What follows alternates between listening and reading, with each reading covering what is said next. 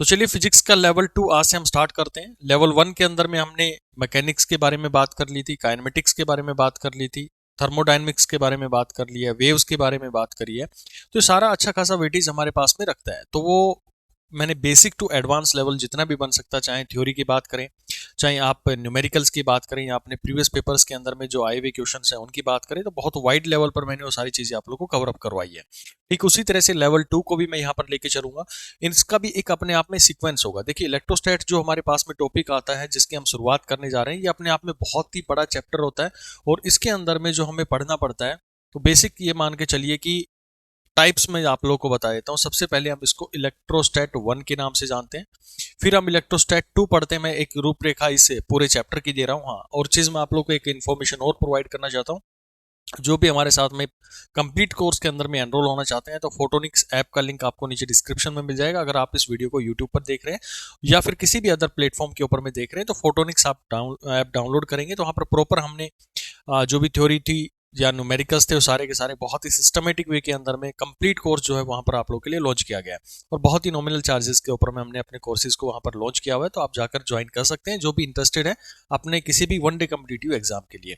तो बात करूंगा मैं, बाकी कोई डेमो लेक्चर देखना चाहता है तो फोटोनिक्स का जो यूट्यूब चैनल है वो देख सकता है, और फोटोनिक्स ऐप के ऊपर में भी काफी आपको डेमो लेक्चर्स मिल जाएंगे। तो इस चैप्टर की मैं बात कर रहा था इलेक्ट्रोस्टैट को लेकर। तो इलेक्ट्रोस्टैट अपने आप में काफी वाइड चैप्टर चलता है।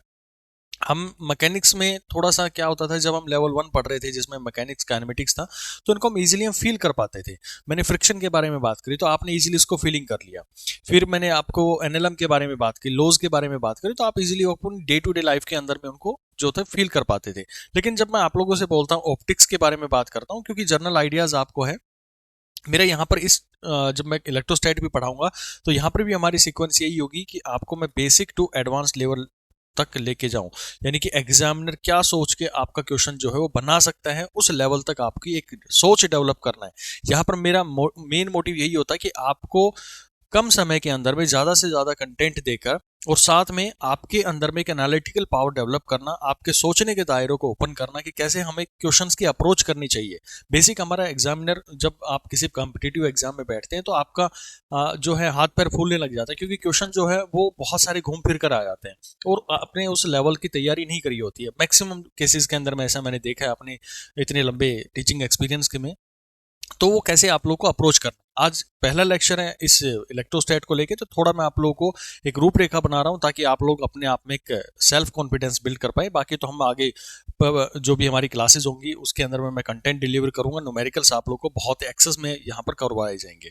ठीक है, तो ऑप्टिक्स के बारे में बात कर रहा था। तो आप ऑप्टिक्स के जब भी आप लोग के आता है तो आप इसको फील नहीं कर सकते, सिर्फ एक अजम्पशन कर सकते हैं कि हाँ ऐसे लाइट के पैकेट्स आते हैं, वो हमारे पास में ऐसे टकराते हैं, या फिर जो भी हमारे पास में जितनी भी थ्योरी होती है, चाहे मैं जो आप रिफ्लेक्शन की बात करते हैं, रिफ्रैक्शन की बात करते हैं, वेव थ्योरीज की बात करते हैं, तो सारा का सारा हम क्या कर सकते हैं, सिर्फ एक अजम्पशन करके यहाँ पर हम जो है ऑब्जर्व करते हैं। तो इलेक्ट्रोस्टैट वगैरह की बात करते हैं, तो इलेक्ट्रोस्टैट में हमारे पास में कोई चार्ज होता है, हमें उसके इफेक्ट्स के ऊपर में काम करना पड़ता है। हम उनको डायरेक्टली फील नहीं कर पाते। जैसे मैग्नेट के बारे में बात करो तो मैग्नेट को आप डायरेक्टली फील नहीं कर पाते हैं, यानी कि उसके हम उसके इफेक्ट को यहाँ पर क्या करते हैं, ऑब्जर्व करते हैं। तो आप ये मान के चलिए ये अपने आप में एक कंप्लीट चैप्टर जो बोला जाता है, इसको आप बोलते हैं इलेक्ट्रोमैग्नेटिज्म। इलेक्ट्रोमैग्नेटिज्म आगे मैं बात करूंगा कि कैसे कैसे हमारे पास में इलेक्ट्रोस्टैट आता है, कैसे मैग्नेटिज्म का जो है शुरुआत होता है। बेसिक बेसिक चलूंगा, छोड़ूंगा कुछ नहीं, लेकिन जो छोटी छोटी चीजें उनको भी यहाँ पर हम कवर करेंगे ताकि आपको ये ना लगे कि भाई कोई टॉपिक हमारा यहाँ पर छूट गया होगा।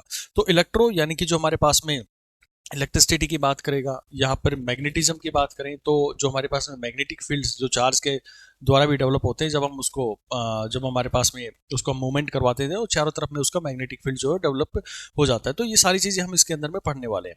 तो जब यहाँ पर बात करें तो इस पूरे चैप्टर को मैं एक सिंपल तरीके से आप लोग को डिफाइन करना चाहूँ तो आप इसकी एक ये बना सकते हैं कि जो क्या क्या टॉपिक्स रहेंगे। तो इलेक्ट्रो 1 रहेगा जिसमें हम बेसिक बात करेंगे हमारे पास में चार्ज की क्या प्रॉपर्टीज होती हैं, और एक्सेस ऑफ इसके अंदर में कूलम्ब्स लॉ की बात करेंगे। कूलम्ब्स लॉ के बहुत सारे न्यूमेरिकल जो आपके एग्जाम में आए हुए हैं और जो बन सकते हैं एक्सट्रीम लेवल तक, वो सारे यहाँ पर मैं कवर करवाऊंगा। फिर हमारे पास आता है इलेक्ट्रोस्टैट 2। इलेक्ट्रोस्टैट में हम पढ़ते हैं बेसिकली जो हमारे पास में गोज लॉ वगैरह हो गई हैं, ठीक है, पोटेंशियल हो गया है, इलेक्ट्रिक फील्ड हो गया, वो सारा का सारा इसके अंदर में हम कवर अप करते हुए चल जाते हैं। फिर हम देखते हैं कैपेसिटर्स के बारे में। कैपेसिटर यहाँ पर बहुत ही एक्सेस के अंदर में हम पढ़ेंगे, काफ़ी क्वेश्चन आप लोग आजकल कैपेसिटेंस के जो है अपने क्वेश्चंस जो है अपने किसी भी वनडे कम्पिटिटिव एग्जाम्स के अंदर में देखने को मिल रहे हैं। और फिर हम जो भी बात करेंगे, फिर हम बात करेंगे इस पूरे इलेक्ट्रोमैग्नेटिज्म की बात कर रहा हूँ तो मैग्नेटिज्म की बात करेंगे, फिर हम ईएमआई की बात करेंगे, फिर एसी करंट जो होता है, अल्टरनेटिंग करंट्स होते हैं उनके बारे में बात करेंगे, और फिर फाइनली जो हमारे पास में ईएम वेव्स की बात करेंगे। तो ये काफी वाइड चैप्टर हमारे पास में चलता है।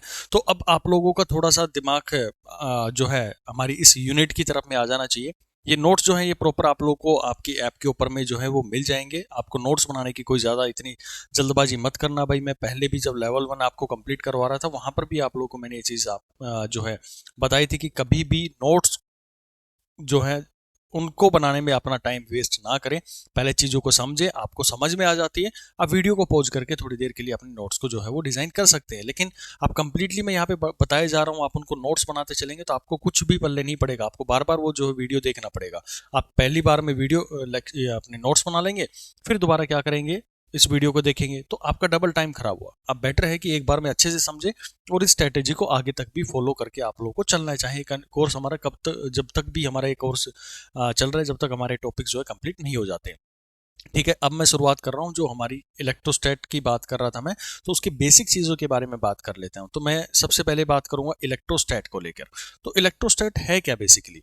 देखो, जब मैं इलेक्ट्रो की बात करता हूँ तो इलेक्ट्रो का सिंपल सा मतलब होता है कि हम किसकी स्टडी करते हैं, स्टडी ऑफ चार्ज। देखो, छोटी छोटी चीज़ें आप सभी को पता है, मैं ये थोड़ा सा अजम्पशन कर सकता हूँ क्योंकि ये बेसिक चीज़ें आपने अपनी ज़िंदगी के अंदर में ये मानिए कि 6th-7th क्लास से पढ़ना शुरू कर दिया होगा। स्टडी ऑफ चार्ज के बारे में हम इस इलेक्ट्रोस्टैट के बारे में इसके अंदर में बात करते हैं। मेरा मेन मोटिव आपको डेफिनेशंस जो है वो पढ़ाना नहीं है, क्योंकि ये तो आप लोगों ने अपनी किताबों से जो है रट रखी है, बहुत अच्छे से समझ रखी है। मेरा मेन मोटिव होगा कि आपको क्वेश्चंस की अप्रोच कैसे करनी है। लेकिन जब मैं क्वेश्चन की अप्रोच पर पहुंचाऊंगा तो मुझे उसकी एक भूमिका तो तैयार करनी पड़ेगी ना। तो अभी मैं क्या कर रहा हूँ, उसकी एक भूमिका तैयार कर रहा हूँ आप लोग के लिए। अब धीरे धीरे धीरे धीरे जो है आगे की तरफ में बढ़ते रहिए। मैं आपको एक ये अश्योर करता हूँ कि जब आपका ये चैप्टर कंप्लीट होगा ना, तो आपका एक भी क्वेश्चन, आई गारंटी, एक भी क्वेश्चन आपका अपने एग्जाम के अंदर में नहीं छूटेगा, अगर आपने ईमानदारी से मेरे साथ में यहाँ पर काम कर लिया। तो यहाँ पर हमारा जो मेन मोटिव जो रहता है कि फालतू की बकवास नहीं होती है। जिसको पढ़ाई करना है वही यहाँ पर आकर जुड़े भाई, जिसको नहीं करना है वो कहीं पर भी जाकर अपना जो है तैयारी कर सकता है। हमारा मेन जो रहेगा वो आप लोग के लिए एक्सेस टाइम जितना भी मैं यहाँ पर दे पाऊंगा आप लोगों को, वो आपको टीचिंग के दौरान दूंगा। यहाँ पर मेन मोटिव रहेगा जो भी क्वेश्चंस हैं वो मैं आपको ज़्यादा से ज़्यादा यहाँ पर कवर कर पाऊँ। तो बेसिक प्रॉपर्टीज़ को लेके बात कर लेते हैं। ये चार्ज था, तो आखिर ये क्या है? इस चार्ज की कुछ ना कुछ तो प्रॉपर्टीज होती हैं। तो इसको जब एनालिसिस किया गया, ये आप सभी को पता है कैसे चार्ज का नाम दिया गया, किसने दिया, ठीक है, वो सारी कहानियां आप लोग की छोटे छोटे न्यूमेरिकल जो है वो बनते हैं, वो आप लोग पढ़ सकते हैं। तो इसकी सबसे पहली जो प्रॉपर्टी हमारे पास में बनती है, छोटी छोटी प्रॉपर्टीज आप देख ले कि ये हमारे पास में दो टाइप का होता है। सभी को पता है इसके बारे में कौन कौन सा होता है, पॉजिटिव होता है, नेगेटिव। मैंने कहा ना कि मैं छोड़ूंगा कुछ नहीं, लेकिन जो भी है छोटी छोटी पॉइंट्स जो आप लोगों ने पढ़ रखे हैं तो उसको मैं बहुत फास्ट यहाँ पर लेकर चलने की कोशिश करूंगा। और इसमें भी आप लोगों को एक प्रॉपर्टी के बारे में बताया कि पॉजिटिव पॉजिटिव या नेगेटिव नेगेटिव होते हैं, ये अपने आप में क्या करते हैं, रिपल्सन करते हैं, रिपल्सन। और अगर मैं पॉजिटिव नेगेटिव की बात करूं तो ये अपने आप में क्या करते हैं, अट्रैक्शन करते हैं। ये छोटी छोटी प्रॉपर्टीज आप लोगों ने अच्छे से देख रखी है। पहली प्रॉपर्टी आप लोगों ने देखी। फिर मैं इनकी यूनिट्स की बात कर लेता हूं। तो यूनिट इसकी क्या होती है, यूनिट इसकी जो होती है वो हमारे पास में होती है कूलम्ब। कूलम्ब इसकी यूनिट होती है और हम सी से इसको जनरली रिप्रेजेंट करते हैं। ठीक, दूसरी कहानी इसकी बात करें तो ये अपने आप में क्या होती है, स्केलर क्वांटिटी होती है, स्केलर क्वांटिटी होती है। अच्छा, अब जो नेक्स्ट हमारे पास मैं बताने वाला हूँ ये शायद जो हमारे पास एक बार IIT जेईई का पेपर था उसके अंदर में इससे रिलेटेड एक क्वेश्चन पूछा गया था। तो क्या था क्वेश्चन कि जो हमारे पास में स्मॉलेस्ट यूनिट होती है चार्ज की, वो क्या होता है भाई? स्मॉलेस्ट यूनिट जो होती है वो क्या होती है, जो मिनिमम से मिनिमम मतलब छोटी से छोटी जो इकाई हो सकती है किसी भी चार्ज की, वो होती है इलेक्ट्रॉन। या फिर हम ये इसको बोलते हैं प्लस माइनस इलेक्ट्रॉन, क्योंकि प्रोटॉन की बात करें, इलेक्ट्रॉन की बात करें, दोनों की वैल्यू हमारे पास में क्या रहती है, सेम रहती है। और इसका मैग्नीट्यूड की बात करें तो 1.6 इंटू 10⁻⁻19 कूलम्ब। तो छोटे से छोटा जो हमारे पास में चार्ज हो सकता है उसकी वैल्यू हम ये रख सकते हैं। देखो, चार्ज कैसे आता है वो सारे तरीके आपको पता है, इंडक्शन के थ्रू, फ्रिक्शन के थ्रू। तो उनमें ज़्यादा कहानियां हम अपना टाइम जो है वेस्ट नहीं करेंगे। आप लोगों के जो क्वेश्चन है वो यहाँ पर सोल्व होने चाहिए। आपको अभी तक इतनी इमेज तो तैयार है कि कैसे हम जो चार्ज को डेवलप करते हैं। बेसिकली हम फ्रिक्शन के थ्रू जब जो दो चीज़ों का आप रब करते हैं तो एक के इलेक्ट्रॉन निकल के दूसरे के पास में चले जाते हैं, एक पास में डेफिशिएंसी हो जाती है, एक के पास में एक्सेस हो जाता है। तो जिसके पास में एक्सेस अमाउंट ऑफ चार्ज होता है तो उसको हम नेगेटिव चार्ज बोल देते हैं, जिसके पास में डेफिशिएंसी हो गई है उसको हम बोल देते हैं कि वो अपने आप में पॉजिटिव चार्ज हो गई। तो छोटी छोटी कहानियां आप सभी इसके बारे में जानते हैं। लेकिन क्वेश्चन यहाँ पर जो था वो ये पूछा गया था कि ठीक है आपने स्मॉलेस्ट यूनिट बता दी है, लेकिन अभी जो रिसेंट की बात करते हैं तो रिसेंट में जो नई डिस्कवरी हुई है उसमें ये बोला गया है कि स्मॉलेस्ट यूनिट जो होती है वो हमारे पास में क्वार्क्स की होती है। आप सभी ने इसका नाम तो सुना होगा।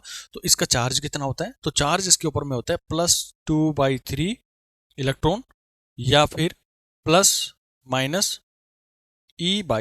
तो ये दो यूनिट्स हम इसकी क्या करते हैं, डिफाइन करते हैं।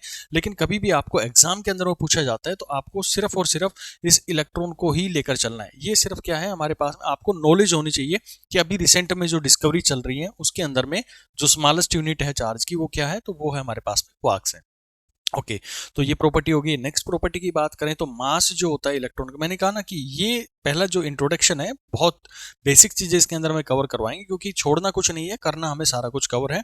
तो वो बेस जो है आपका उठाते हुए यहाँ पर हम चल रहे हैं। तो मास जो है वो 9.1 इंटू 10⁻31 kg होता है इसका। फिर हम बात करें जो प्रोटॉन होता है, मास ऑफ प्रोटॉन, उसका जो वैल्यू होता है 1.67। ये इसलिए बता रहा हूँ क्योंकि भाई आगे काम आने वाली है ये वैल्यू जो आपको बताई जा रही है ना मास का, जो चार्ज का। क्योंकि मास हम कहाँ पर यूज करेंगे, जब मैं फोर्स की बात करूंगा। फोर्स जो एक तो इलेक्ट्रोस्टैटिक फोर्स होगी और कभी उसके अंदर में एक्सेलेशन आ गया तो मुझे मास इंटू में एक्सेलेशन यूज करना पड़ेगा ना वहां पर। तो मास में कौन सा लूं, तो ये मास वहां पर हमें इनकी जरूरत पड़ती है, इसलिए आप लोग को यहाँ पर डिफाइन किया जा रहा है। तो यहाँ पर आप चीज ध्यान रखें कि जो भी चीज पहली क्लासेस के अंदर में बताई जा रही है उनका कहीं ना कहीं आगे जाकर कोई सिग्निफिकेंस होगा, उनको वहां पर मैं कोरिलेट करवाऊंगा। तो छोड़ना कुछ भी नहीं है, आप लोगों को भी याद रखनी है, कंठस्थ होनी चाहिए वैल्यूज आप लोगों की। 10⁻27 kg, ठीक है। ये चार्ज दोनों के ऊपर में सेम रहता है लेकिन जो मासेस होते हैं दोनों के ऊपर अलग अलग होते हैं। एक के पास 9.1 और एक के पास में 1.67 वैल्यू उसकी होती है, ठीक है। अब एक कहानी यहाँ पर बात करें, जब भी कोई भी मेरा सिस्टम होता है तो उसके पास में equal amount of negative charge और equal amount of positive charge होते हैं, ठीक है। यानी बॉडी जो होती है वो अपने आप में क्या रहती है, हमेशा न्यूट्रल रहती है। कैसे रहती है देखो इसके अंदर में, मान लो एक बॉडी थी मेरे पास में, इससे मैंने क्या कर दिया, 5 इलेक्ट्रॉन जो थे वो बाहर निकाल दिए। अब 5 इलेक्ट्रॉन यहाँ पर बाहर निकल गए हैं तो यहाँ पर क्या रह जाएगी, एक डेफिशिएंसी क्रिएट हो जाएगी। डेफिशिएंसी क्रिएट होने का मतलब है कि यहाँ पर क्या रह गया भाई, इसके पास में 5 इलेक्ट्रॉन्स की क्या हो गई है, डेफिशिएंसी होगी। यानी कि ओवरऑल मैं बात करूं, अगर मैंने 5 इलेक्ट्रॉन यहाँ से निकाल दिए तो 5 क्या हो गए यहाँ पर, जो मेरे पास में जो प्रोटॉन थे उनकी यहाँ पर क्या हो गया, वो डेफिशिएंसी क्रिएट हुई बेसिकली। और डेफिशिएंसी को हम क्या बोलते हैं कि वहां पर प्रोटॉन जो है वो अपने आप में डेवलप हो गया। यानी कि चार्ज जो था वो उसकी वैल्यू तो वो उतनी थी हमारे पास में 1.6 इंटू 10⁻19, इतना ही चार्ज इसके ऊपर में पॉजिटिवली जो था वो डेवलप हो गया। यानी कि ओवरऑल बात करें तो बॉडी जो हमेशा क्या रहती है अपने आप में, वो रहती है न्यूट्रल। ये रहती है अपने आप में एक न्यूट्रल कंडीशन के अंदर में जो है बनी रहती है, ठीक है। ये प्रॉपर्टी आप लोगों ने पढ़ रखी है, इसका मैं आगे यूज करूंगा और अच्छे क्लैरिटी आप लोगों को वहां पर आ जाएगी। नेक्स्ट एक बहुत इंपॉर्टेंट प्रॉपर्टी हमारे पास में ये होती है क्वांटाइजेशन। अब क्वांटाइजेशन ऑफ चार्ज को आप समझे तो होता क्या है, ये मान लो मेरे पास में कोई इलेक्ट्रॉन है, यहाँ पर कोई दूसरी बॉडी है। तो जब यहाँ से ये इलेक्ट्रॉन था, ये इलेक्ट्रॉन था, इसके अंदर में इलेक्ट्रॉन्स थे, ऐसे इलेक्ट्रॉन थे, बेसिक यूनिट थी जो, क्योंकि हमें पता है कि बेसिक से बेसिक यूनिट हमारी छोटी से छोटी यूनिट क्या हो सकती है, वो इलेक्ट्रॉन हो सकती है। वो बात अलग है, मैंने क्वार्क्स आपको बताया वो स्टाइल मारने के लिए बता दी, ठीक है। ध्यान रखना क्योंकि नई डिस्कवरीज हुई है इसलिए आपको थोड़ा सा उसको भी अवेयर होना चाहिए क्या क्या हमारे आसपास में चीजें जो है घटित हो रही है। तो जब मैं इन दोनों चीजों को रब करूंगा तो क्या आप खुद बताना, तो क्या ऐसा होगा कि ये टूट के, ये इलेक्ट्रॉन टूट के आधा इधर चला जाएगा ऐसे और आधा यहीं रह जाएगा? क्या कभी ऐसा पॉसिबल है? जी नहीं। इस तरह का कभी भी हमारी जो मैकेनिक्स इस तरह का होता है तो उसके अंदर में कभी भी इस तरह की चीजें पॉसिबल नहीं है। अगर जाना है तो ये पूरा इलेक्ट्रॉन उठकर यहां पर जाएगा। अगर यहां से किसी इलेक्ट्रॉन को आना है तो ये पूरा इलेक्ट्रॉन उठकर यहां पर आएगा। यानी कि आप ये कहो कि एक इलेक्ट्रॉन को उठ के जाना है, लेकिन या तो एक उठ के जाए या फिर दो उठ के जाए या फिर तीसरा टूट कर यहाँ पर आप दोनों चीजों को रब करेंगे तो कुछ इस तरह का होता है। देखो मैं थोड़ा सिनेरियो आपको समझाता हूँ, फ्रिक्शन के अंदर में होता क्या है। मान लो 4 मेरे इलेक्ट्रॉन है, इधर ये 4 इलेक्ट्रॉन है, जब आप इनको रब कर रहे हैं तो एक दूसरे में क्या होते हैं, फंस जाते हैं, ठीक है। एक एनालिटिकल तरीके से समझने की कोशिश करो। तो ये जो इलेक्ट्रॉन है जिसके पास में ज्यादा फोर्स होगी उसको तोड़ता हुआ अपने साथ में लेके चला जाएगा, ठीक है। समझा रहा हूँ मैकेनिक्स के फॉर्म के अंदर में आपको। तो ये इलेक्ट्रॉन टूट के इसके पास में चला गया तो कंप्लीट इलेक्ट्रॉन गया ना, तो यहाँ पर क्या होगी, डेफिशिएंसी होगी। 1 2 3 बचे मेरे पास में, फोर्थ जो था वो यहाँ से टूटकर निकल चुका है।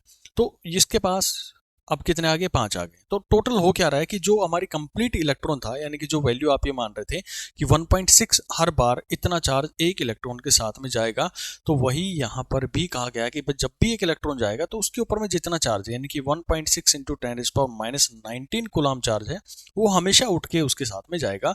और इसको हम बोल देते हैं कि ये इंटीजर मल्टीपल है या फिर इंटीग्रल मल्टीपल है। तो प्लस माइनस, चाहे वो मैं पॉजिटिव की बात करूं या नेगेटिव की बात करूं, तो इतना चार्ज उस बॉडी के ऊपर में जो हमेशा डेवलप हो जाता है। तो ये n की वैल्यू क्या रहेगी मेरे पास, 1 2 3 4, इस तरह से इंटीजर वैल्यू आपको लेके चलनी है। तो ये क्वांटाइजेशन होता है। कभी ये भी नहीं होगा कि मैंने कहा कि जब बॉडीज को रब किया गया तो 4.5 इलेक्ट्रॉन जो थे वो टूट के दूसरी बॉडी के ऊपर में चले गए। तो ऐसी प्रॉपर्टीज के ऊपर में आगे आगे क्वेश्चंस आएंगे, तो वहां पर मैं आप लोग को और क्लैरिटी दूंगा इसके लिए।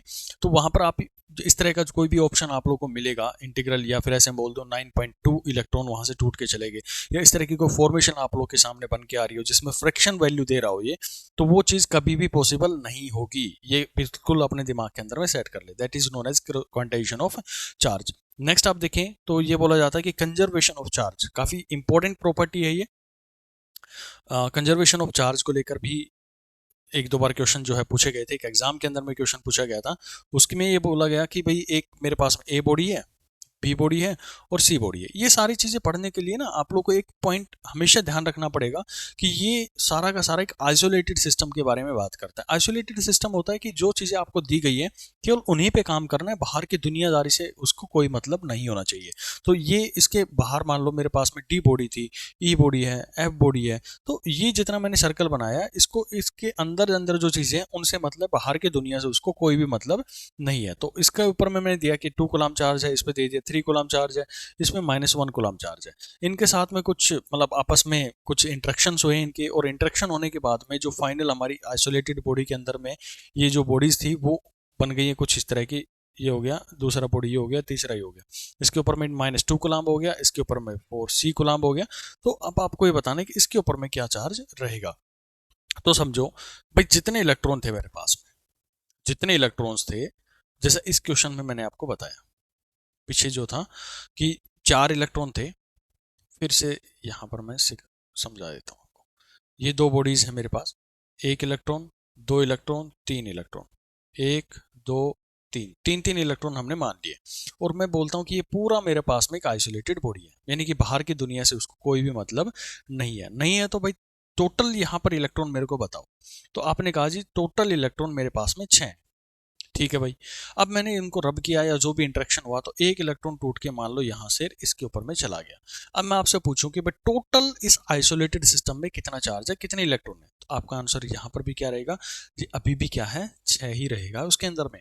तो आप ये देख रहे हैं कि जो चार्ज था वो तो अपने आप में क्या रह रहा है, कंजर्व रह रहा है। और चार्ज किसके ऊपर में आता है, जो इलेक्ट्रॉन होते हैं उनकी वजह से आता है, या पॉजिटिव जो हमारे पास में होल्स होते हैं जब सेमीकंडक्टर वगैरह की बात करते हैं, या प्रोटॉन के बारे में बात कर लें, तो वो चार्ज जो होता है वो हमारे पास में क्या, यहाँ पर भी 6 बना हुआ, और बाद में जब टूट के हमने इलेक्ट्रॉन को दूसरी साइड में भेज दिया तब भी वहां पर 6 इलेक्ट्रॉन्स ही हमें देखने को मिले हैं। ठीक है, अगर ऐसी कहानी है तो वही चीज यहाँ पर हमें पूछी गई है कि बताओ x की वैल्यू कितनी होगी, यानी x के ऊपर में कितना चार्ज आएगा। तो 2 कूलम चार्ज पहले जो था हमारे पास में, 3 कूलम चार्ज था पहले, और -1 कूलम चार्ज था। तो ये टोटल हमारे पास में चार्ज इनिशियल लेवल पर है अगर मैं पहली कंडीशन की बात करूं। और दूसरे के ऊपर में क्या रहेगा, -2 + 4 प्लस में x।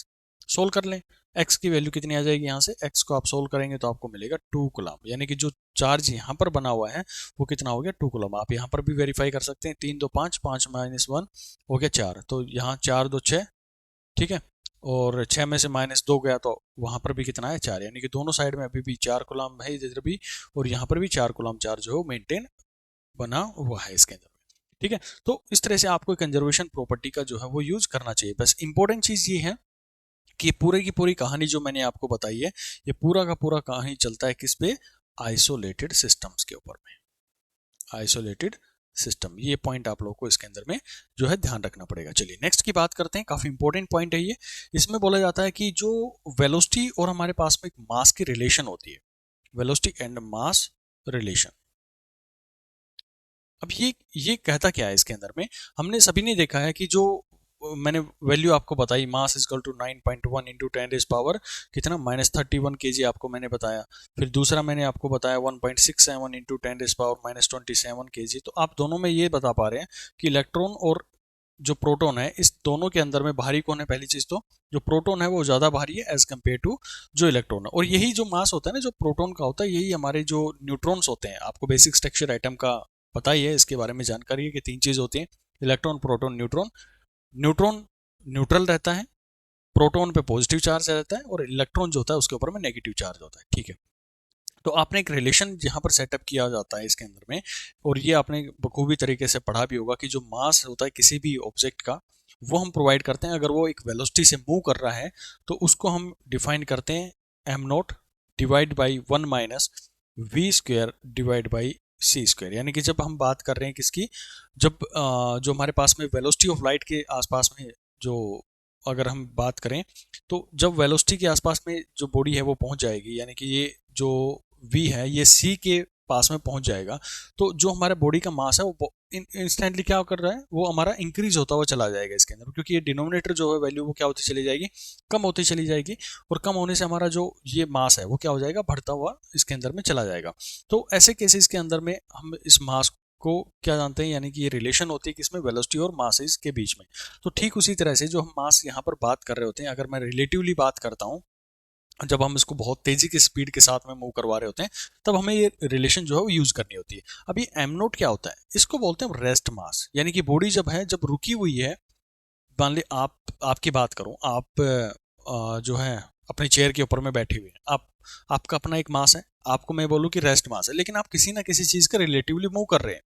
ठीक है, चाहे अर्थ के रिलेटिवली मूव कर रहे हो, चाहे किसी प्लेनेट के रिस्पेक्ट में मूव कर रहे हो। अभी मैं क्या करूं, आपको उठाया और आपको एक रॉकेट के अंदर में मैंने डाल दिया, रॉकेट में डाल के मैंने आपको स्पीड ऑफ लाइट से जो है वो मैंने मूव करवा दिया। तो आप यहाँ पर देखें, ये वैल्यू क्या हो जाएगी, 1 हो जाएगी, 1 माइनस 1 जीरो। और किसी भी चीज़ को आप जीरो से डिवाइड करेंगे तो उसका मास जो है वो इनफाइनाइट हो जाएगा, बहुत ज़्यादा मास उसका यहाँ पर हो जाएगा।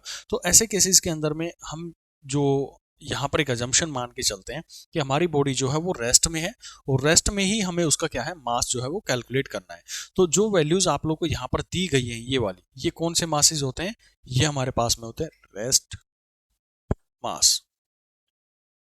अब एक कहानी और समझो, आपने यहाँ पर मास के बीच में और वेलोसिटी के बीच में जो है वो रिलेशन सेटअप किया है यही किया है, लेकिन कहीं भी मैंने चार्ज की कोई रिलेशन लिखी, यानी कि रिलेटिव चार्ज या फिर रेस्ट चार्ज, ये अपने आप में कोई भी टर्म नहीं होती है। यानी कि आप ये कहें कि चार्ज जितना था उतना ही रहेगा, चाहे बॉडी धीरे चले, चाहे बॉडी स्पीड ऑफ लाइट से चले, तो चार्ज कभी भी हमारा चेंज नहीं होगा अगर बॉडी आइसोलेटेड सिस्टम के अंदर में रखी हुई है, बाहर से कोई इंटरेक्शन उसके ऊपर में नहीं हो रहा है। तो यानी कि charge does not depend on the, ये क्वेश्चन एक बार पूछा गया था, does not depend on velocity, velocity के ऊपर में वो डिपेंड नहीं करता है। तो ये पॉइंट आप लोग को अच्छे से क्रिस्टल क्लियर हो जाने चाहिए, जितने भी प्रॉपर्टीज मैंने आप लोग को अभी तक बताई है। अच्छा, अभी हमारा चैप्टर जो है एक्चुअल स्टार्ट नहीं हुआ है, अभी मैं सिर्फ एक इंट्रोडक्शन टाइप में आप लोग को चार्ज के बारे में बता रहा हूँ। अब थोड़ी सी कहानी समझो, मैंने इलेक्ट्रॉन के बारे में बात करी अभी तक आप लोगों से, या फिर मैं चार्ज के बारे में बात कर रहा हूँ, तो इसके बेसिस पे ना हम अपने पूरी इस फिजिक्स को 3 हिस्सों के अंदर में बांट के देख सकते हैं। मतलब चार्ज की क्या क्या मूवमेंट हो सकती है, पहले आप खुद बताएंगे, आप खुद सोचेंगे कि क्या हो सकता है। चार्ज जो है हमारा वो क्या रह जाए, रेस्ट के ऊपर में रह जाए, रेस्ट। ठीक है, जब चार्ज हमारा रेस्ट पे रह गया, फिर मैं दूसरी चीज आप लोग को बोलूं कि ठीक है, आपने वेलोसिटी से मूव करवाना शुरू कर दिया, उसको चलाना शुरू कर दिया 1 मीटर 1 सेकंड में, 1 मीटर 1 सेकंड में, 1 मीटर 1 सेकंड के अंदर में। तो आपने कहा जी वेलोसिटी इसकी कितनी है, 1 मीटर पर सेकंड, यानी कि ये जो है वो कैसे मूव कर रहा है, कॉन्स्टेंट वेलोसिटी के साथ में मूव कर रहा है। दूसरी कहानी ये हो सकती है, अब मैंने कहा भाई भागो, तेज भागो, भागते भागते भागते आप कैसे करो, पहले सेकंड में 1 मीटर चले, फिर अगला जो सेकंड था उसमें 2 मीटर चल गए, फिर अगले सेकंड के अंदर में आप 3 मीटर या 4 मीटर चल गए। तो आपने क्या किया, अपनी वेलोसिटी जो है एक एक सेकंड में जो है वो बढ़ाते हुए चले गए, यानी आपकी बॉडी क्या कर रही है, एक्सेलरेट कर रही है, यानी आपने चार्ज को क्या करवा दिया, एक्सेलरेट करवा दिया। तो इसी तरह से चार्ज की हमारी 3 कंडीशन जो है वो डेवलप हो सकती है। पहला कि चार्ज हमारा रेस्ट में रहे, दूसरा वो चले लेकिन कांस्टेंट वेलोसिटी के साथ में चले, यानी उसके अंदर में कोई एक्सेलेरेशन नहीं है। एक्सेलेरेशन का मतलब ये होता है कि चेंज इन द वेलोसिटी, और या फिर वो क्या करे, एक्सेलरेट कर जाए। तो जब हम इन 3 चीजों के बारे में पढ़ते हैं तो यहां से हमारे पास में कुछ चीजें निकल के आती हैं, तो मैं आप लोगों को वही चीज बता रहा हूं ये रेस्ट में जब रहेगा तो वहां पर जो निकलेगा उसको हम जानते हैं इलेक्ट्रिक फील्ड के नाम से। वहां पर जो सारी कहानियां चलेंगी वो इलेक्ट्रिक फील्ड को लेकर चलती हैं। फिर जब कांस्टेंट वेलोसिटी की बात करते हैं तो ये बात करेगा, वो रहेगा वहां पर मैग्नेटिक फील्ड के बारे में बात करेगा। यानी जब चार्ज ने चलना शुरू कर दिया तो उसके चारों तरफ में एक मैग्नेटिक फील्ड जो है वो डेवलप होना शुरू हो जाता है। और जब ये हमारे पास में एक्सेलेरेट कर दिया जाता है तो हम इसको बोलते हैं इलेक्ट्रोमैग्नेटिक फील्ड, जिसे हमारे पास ईएम वेव्स भी जो है डेवलप होती हैं, या फिर ईएमआई के बारे में, इंडक्शन वगैरह के बारे में बात करते हैं। तो ये पूरा का पूरा क्या है, 3 चैप्टर्स के अंदर में हम इस पूरे चार्ज के मोमेंट को पढ़ते हैं। अब बात करें कि इलेक्ट्रिक फील्ड जो है, यानी कि जब चार्ज हमारा रेस्ट में है तो हमें क्या क्या देखना है, इसमें हमें देखना होता है जो भी इसकी मैकेनिक्स होती है, यानी इलेक्ट्रोस्टैट 1, इलेक्ट्रोस्टैट 2, और फिर हम लास्ट में इसमें देखते हैं कैपेसिटर, क्योंकि कैपेसिटर्स के अंदर में भी चार्ज क्या होता है, स्टेशनरी पोजीशन पर रखा रहता है, रेस्ट पे रखा रहता है। तो जो इलेक्ट्रो होता है इसमें बेसिक हम मैकेनिक्स की बात करेंगे, हमारे पूरे जो चैप्टर्स हैं, जिसमें बेसिक आप ये माने कि कूलम्स लॉ हो गया, ठीक है, कूलम्स लॉ की ही यहाँ पर ज़्यादातर बातें होंगी, क्योंकि वो पूरा का पूरा क्या है, मैकेनिक्स है। उस पर आपको बेसिक एक छोटा सा फॉर्मूला पता होना चाहिए फोर्स का, जो आप सभी ने पढ़ा है, के इंटू में Q1 Q2 divide by are square. तो उस फॉर्मूले के बेसिस पे क्या क्या हमारे पास में जो फोर्स होंगी, कैसे हमारे पास में एक्सेलेरेशन हमें कैलकुलेट करना पड़ेगा, एंड टोटली वो मैकेनिक्स है, क्योंकि मैं उसको रिलेट करवा सकता हूँ force is equal to mass into acceleration के साथ में। तो जितना मैकेनिक्स हमने लेवल 1 के अंदर में पढ़ा था वो सारा का सारा इसके अंदर में कवर करके देखेंगे हर तरीके से। मैं फ्रिक्शन के साथ में भी क्वेश्चन को जोड़ के दिखाऊंगा आपको, मैं एनएलएम के साथ में भी आपको क्वेश्चन को जोड़ के दिखाऊंगा। हर तरीके से जो भी आपने अपनी मैकेनिक्स में पढ़ी थी लेवल 1 में, वो सारा का सारा यहाँ पर मैं कवर करवाऊंगा।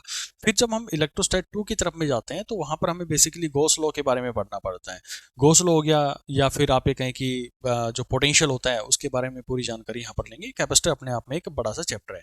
जब इस चैप्टर पर पहुंचेंगे, जब हमने चार्ज को जो है मूवमेंट करवाना शुरू कर दिया, तो इसमें हमें क्या क्या देखना है, यहाँ पर हम देखेंगे करंट इलेक्ट्रिसिटी के बारे में। फिर हम देखेंगे कि क्या मैग्नेटिज्म होता है, उस पूरे मैग्नेटिज्म को इसके अंदर में कवर करेंगे। नेक्स्ट जो इलेक्ट्रोमैग्नेटिक इंडक्शन होता है वो पूरा का पूरा इसके अंदर में कवर होता है, जब हम उसकी कांस्टेंट वेलोसिटी से लेके चल रहे हैं। और लास्ट जो होता है वो हमारे पास अल्टरनेटिंग करंट होता है, वो इसके अंदर में पढ़ेंगे। और ये फाइनल मैंने एक्सेलेरेशन वाला आपको बता दिया कि जिसके अंदर में इलेक्ट्रोमैग्नेटिक फील्ड है वो हम यहाँ पर जो है कवर करते हैं। तो चार्ज की 3 पोजिशन होती हैं और तीनों के बेसिस के ऊपर में मैं पूरा का पूरा ये एक लंबा चौड़ा जो चैप्टर है वो यहाँ पर कवर करेंगे। तो हम अब स्टार्ट जो करने वाले हैं, यानी कि जब भी हमारा जो लेक्चर होना है उसके अंदर में मैं अब शुरू जो करने वाला हूँ वो इलेक्ट्रोस्टैट 1 करूंगा, जिसमें मैं सबसे पहले आपको कूलम्स लॉ के बारे में बात करूंगा।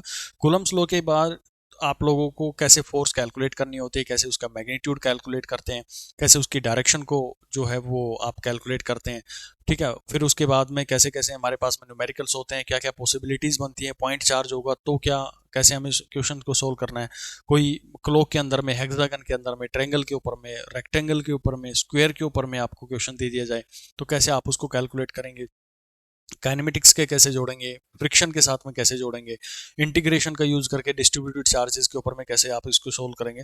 तो बहुत वास्ट चैप्टर है ये अपने आप में भी इलेक्ट्रोस्टैट 1, लेकिन हम बहुत ही smoothly basic to advance level लेकर आपको चलूंगा। कुछ की पॉइंट्स होंगे जो मैं आपको बताऊंगा, और वही अगर आप हर क्वेश्चन के अंदर में लगाएंगे तो डेफिनेटली आपका क्वेश्चन जो विद इन 1 मिनट जो है वो सोल्व कर लेंगे, कितना भी बड़ा क्वेश्चन आप लोगों को एग्जामिनर जो है वो प्रोवाइड कर दे। फिर मैं लेमीज थ्योरम के बारे में भी आप लोगों से डिस्कस करूंगा। तो ये सारा चीज़ें हम यहाँ पर अब डिस्कस करने वाले हैं। बाकी मैं आपको पहले भी इन्फॉर्मेशन प्रोवाइड कर चुका हूँ कि जो भी हमारे साथ में कंप्लीट कोर्स में जुड़ना चाहता है फोटोनिक्स ऐप पर जाकर वो ज्वाइन कर सकता है। हमारा कोर्स वहाँ पर कंटिन्यू चल रहा है, ठीक है। तो अभी हम देखेंगे हमारे जो कूलम्स लॉ हैं उनके बारे में, बहुत ही इंपॉर्टेंट टॉपिक है, बिल्कुल भी स्किप मत करना इस टॉपिक को। तो चलिए देखते हैं उसको भी ना।